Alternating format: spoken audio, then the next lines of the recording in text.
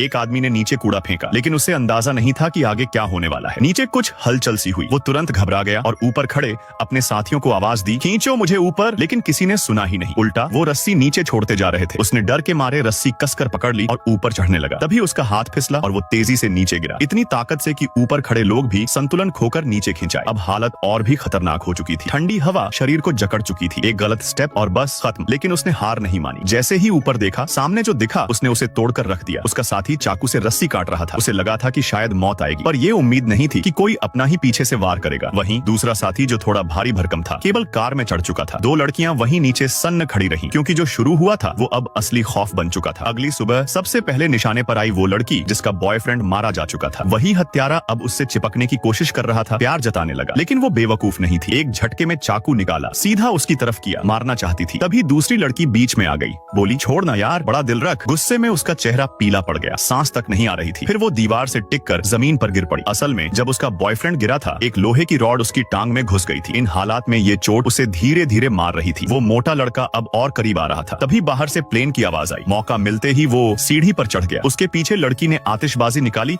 और मदद के लिए चिल्लाने लगी, मगर सर्दियों की तूफानी हवा में प्लेन वालों ने कुछ नहीं सुना। नाउम्मीदी के बाद वो गुस्से में आ गया, लड़की को धक्का दिया। वो गिरते गिरते बची, चुपचाप रास्ता छोड़ दिया। वो दोबारा कार में चढ़ने लगी, लेकिन दरवाजा लॉक था। अब समझ आया, भीतर की लड़की उन्हें अंदर नहीं आने दे रही थी। मोटे आदमी की नजर चाबी पर पड़ी, जो उस लड़की की गर्दन में लटक रही थी। प्लान बना, बाहर से दरवाजा खोलेंगे। पर जैसे ही उसने लड़की से कहा कि वो नीचे जाए, वो घबरा गई। उसे समझ नहीं आया, कुछ दिन पहले जो उसके पीछे घूमता था अब उसे मरने भेज रहा है। तभी उसकी नजर नीचे गिरे आतिशबाजी डंडे पर पड़ी। उसने उठाया, जलाया और उस पर तान दिया, पर वो जगह बहुत छोटी थी। जैसे ही आतिशबाजी खत्म होने को आई, मोटे लड़के के चेहरे पर फिर वही पागलपन लौट आया। वो चाकू लेकर झपटा, लेकिन लड़की ने आखिरी पल में आतिशबाजी उसके ऊपर चला दी। उसकी जैकेट जल गई, चेहरा भी झुलस गया। अब लड़की ने रॉड पकड़ी, बिना सोचे समझे नीचे की ओर भागी। वो ऊपर से रॉड घुमा रहा था और वो जैसे तैसे किनारे पर खिसक रही थी। दरवाजे में चाबी डाली, जोर से धक्का मारा और अंदर गिर गई। बच तो गई, बट कुछ ही सेकंड में वो फिर अधमका। लड़की ने हैंडल कसकर पकड़ लिया। फिर अचानक जोड़ टूट गया। वो सीधा नीचे गिरा और लड़की जमीन पर गिरकर बेहोश हो गई। कितनी देर बाद उसकी आंख खुली पता नहीं, लेकिन देखा कि वो फिर से ऊपर चढ़ आया है। सौभाग्य से ये बस एक डरावना सपना था, मगर असली सिचुएशन अभी भी जानलेवा थी। उसके हाथ जमीन से चिपक चुके थे। जैसे ही हिला, चमड़ी उधड़ गई। दर्द के बीच उसने खुद को उठाया, बचे हुए सामान से हाथ को सैनिटाइज किया और कपड़े से बांधा, लेकिन ठंड थमने का नाम नहीं ले रही थी। तब उसकी नजर फर्श पर बने एक बड़े छेद पर गई, जहाँ से बर्फीली हवा अंदर आ रही थी। अब तो बस एक ही रास्ता था, खुद को बचाने का जुगाड़ करना। उसने स्केटबोर्ड से छेद को ढंका, बैग से छोटे छोटे गैप्स बंद किए, फिर डायरी के पन्ने जलाए। थोड़ी सी गर्माहट मिली। पहली बार लगा जिंदा हूँ, लेकिन तभी कांच के पास कोई चीज टकराई। जोर की आवाज के साथ कांच टूट गया और आग बुझ गई। एक बार फिर अंधेरा और सन्नाटा। अगली बार जब वो जागी, एक अजीब सी